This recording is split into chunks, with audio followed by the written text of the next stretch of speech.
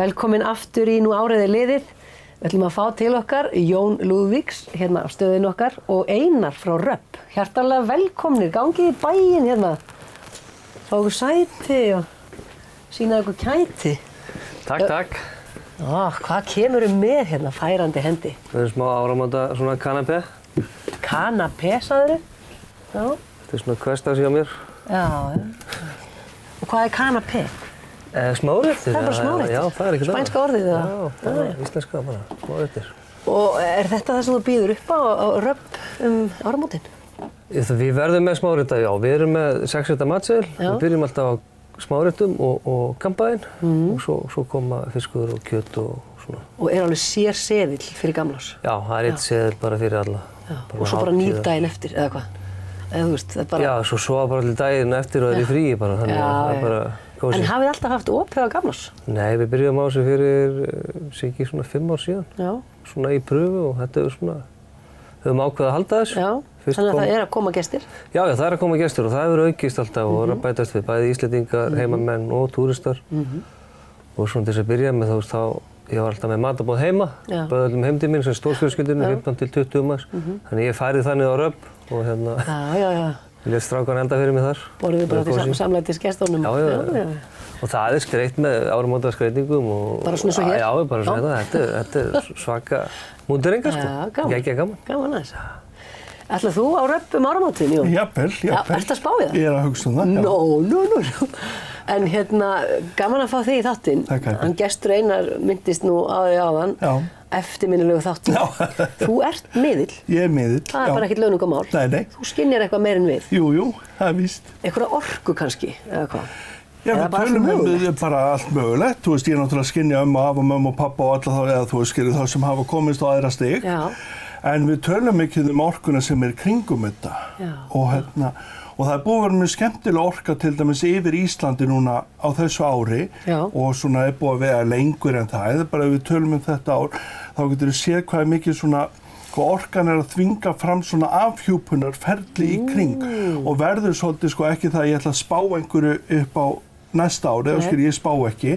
En orkulega séð, þá verður mikið svona, við getum séð margar breytingar út af orkunni sem hefur áhrif á fólk í því að þurfa að koma með sannleikann upp. Ef þú skilur hvað ég meina.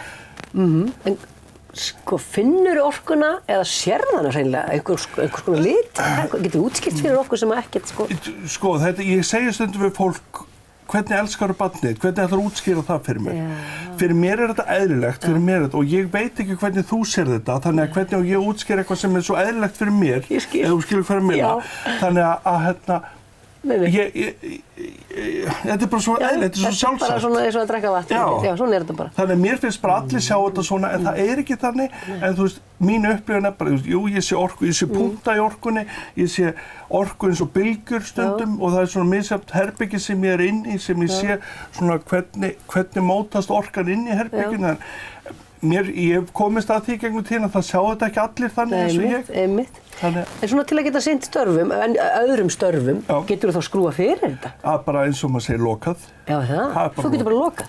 Já. Ertu með lokað núna? Nei. Sérðu eitthvað? Það er margt sem ég sé, En viltu ekkert fara út í það kannski? Ekkert endilega núna. En þú veist, það er bara, það sem ég langar að tala er orkan og það sem hvernig orkan hefur áhrif á okkur. Orkan er gríðarlega mikil og þú veist það alveg og þú fundið, þú lappar inn í herbergi og þú finnur einhver var rífast eða einhver er í fílu, ef þú skilur hvað ég meina. Þetta er náttúrulega bara orka og orkan hefur áhrif á okkur dagstælega og við getum búið til neikvæð orku og jákvæð orku og hvernig við marinerum okkur sjálf í því, skilur. Og það náttúrulega skiptir máli fyrir okkur að hugsa jákvætt og vera jákvætt, bara eins og upp á næsta. Og ég segi það að næsta ár verður svolítið svona sannleiks ár fyrir okkur að mörgu leyti. Ég er ekkert að tala einhverja bara þing, ég er bara að tala svolítið, sko, þetta verður gjöfult ár fyrir vefmiðla. Ég hef kannski einhverju orku, Einar með aðra orku. Já. Og svo blandast þetta allt saman í einhverja allsherjar orku. Þetta er svona sko... Ég er með fullt orku sko. Er orka í mat? Nei. Jú, það er svona orka í mat. Það er orka í mat. Náttúrulega, sem nærir okkur. Má ég smakka eitthvað þessu girnilega orku? Orkumat? Já, það er bara spurning hvað maður bjóða þetta sem byrja með. Get ég talað og borðað með eitthvað? Er það túnfiskur? Nei, hérna erum við með túnfisk, svo erum við með hangikjöt hérna. Já, svona jóló. Svo eru jólahangikjöt og... Ég sé fara í túnfiskina þess. Ætlar ekki Jón að smaka líka eitthvað? Jón, bjóða þér smá orku. Nú ég alveg kjaftstorf náttúrulega. Þannig Einar, nú þarfst þú aðeins að segja okkur að meðan ég ætla að smakka, getur þú þá sagt hvernig má maður alls ekki klúra steikina? Eða getur þú gefið fólki einhver ráð svona með, að hantera steikina? Já, ég vil það sem ég segi við fólki að það er að elda merkilega máltíð, þegar maður svo orðið komast, að ekki fara í einhverja tilraunastarfsemi, bara elda það sem þú kannt og halda þig við svona þau hráefni. Það er alltaf að fara aðeins út fyrir ramman og en ekki enga stórkostlegar æfingar. Við hefum mátt að hafa þetta snirtilegra fyrir ekki. Við hefum mátt að hafa servi. Það er ekki svona mikil svoð, en þú sást þetta ekki fyrir. Nei, ég sá þetta ekki fyrir. En nei, nú bara gera sem manni líður vel með og þetta á ekkert að vera stress að elda mat á jólunum eða gamlásta. Þetta á að vera bara góð hamingjusöm stund sem á ekkert að taka allan daginn. En ætli það gerir það ekki svolítið? Jú, eflaust hjá mörgum sko. Það er svona, margir hafa náttúrulega gaman að þið vera bara saman í eldhúsinu og þetta er hluti að því að upplifa daginn að elda og vera saman. Mjög gott. Já, þetta hefur verið einhver heppni bara. Já, grísar alveg á þetta. Já, það er svona, en svo náttúrulega bara þeir svona náttúrulega, ég hef alveg fengið símtölu með fólk að spyrja ráðleggingar og svona, þá er þetta yfirleitt sömu svörin og oft hringir fólk með stuttu fyrirvara með asnalega spurningar og þá segi ég bara að geyma þetta hráefni og banda borð og það sé möngálega. Gerir það ekki bara? Jú, það er sömu sem gera það bara, já, ok. Það var einhver kona hefur löngu sér sem hringdi og ég sagði henni í símann, besta sem þú getur gert er bara að henda þessu hráefni og koma til mín að borða. Og þú var svona vissít hvað hann átt að segja. Nei. Það býst ekkert við svona einhverju rugluðu svari sko. En hún hefur ekki látið sjá sig? Nei, það er gaman að þessu. Já. Herðu, já, hvað ætli sé fólk svona, veist þú eitthvað svona barómetri á það hvað fólk er að elda svona þessi áramót? Er það bara allt milli himins og jarðar? Ég held að það sé bara allt milli himins og jarðar. Er eitthvað trend í þessu? Ég hef ekki orðið var við það. Allir í Peking núna eða? Ekki orðið var við það. Ég ætla að elda jólarum Ungnaudalund. Þannig ég bara svissaði milli, skilu. Ég er alveg upp við hamborgarhrygg á jólunum og erum við að losna úr einhverjum viðjum? Kannski er þetta alltaf hamborgarhryggur hérna? Já, ég held að sé. Núna erum við kannski meira að prófa alls konar? Ég held að sé meira þannig, sko. Að þú farir meira í lamb og naut og hnetusteik. Já, hnetusteik fyrir þá og kalkún, heilan og fuglakjöt, skilu. Rjúpurnar náttúrulega hjá sumum alveg heilaga, sko. Já. Engin jól án rjúpna. Nei. Erst þú búinn að ákveða eitthvað matseðil áramót? Ekki áramót, eins og segi, ég er að skoða mér röbbi, ég veit ekki hvað ég ger. Þú ert í alvörinu að skoða mér röbbi? Ég er alveg að skoða mér röbbi. Já, flott dýr þar, flott dýr. Þetta er góður staður og gott að borða þar. Þannig að við höfum ekki tekið ákvörðun það, sko, hvað við gerum. En þið eru ekki svona fastheldin á alltaf eitthvað? Ég er fastheldin jólin en þegar kemur áramótum er mér, ef ég má segja, slétt sama.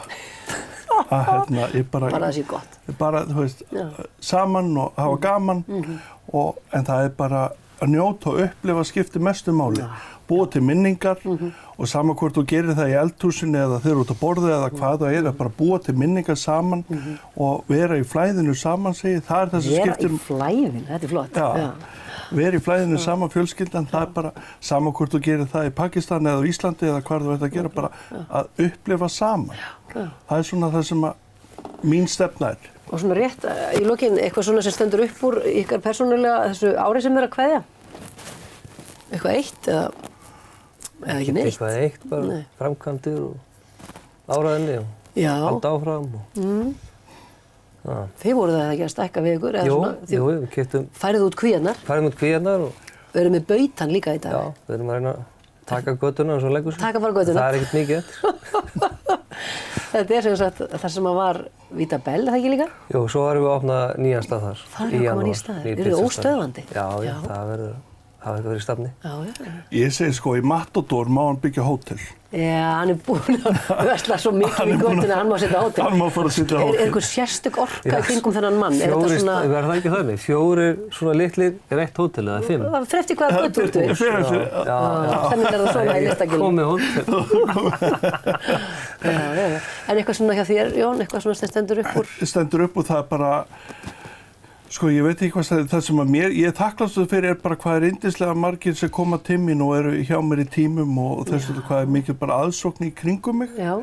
Og ég er bara rosalega þakklátur fyrir það sem sýnir það að ég sé að gera eitthvað rétt í þessu máli, að því ég hef ástríðu fyrir að sanna það að sé til líf eftir þetta líf, að það sé ekki bara partíð er ekki bara búið þegar við erum farin. Þannig það hefur svolítið vaxið þetta árið og ég er mjög þakklátur fyrir það. Frábært, hefur alltaf verið svona næm? Skrítin, já. Skrítin, ég sagði það ekki.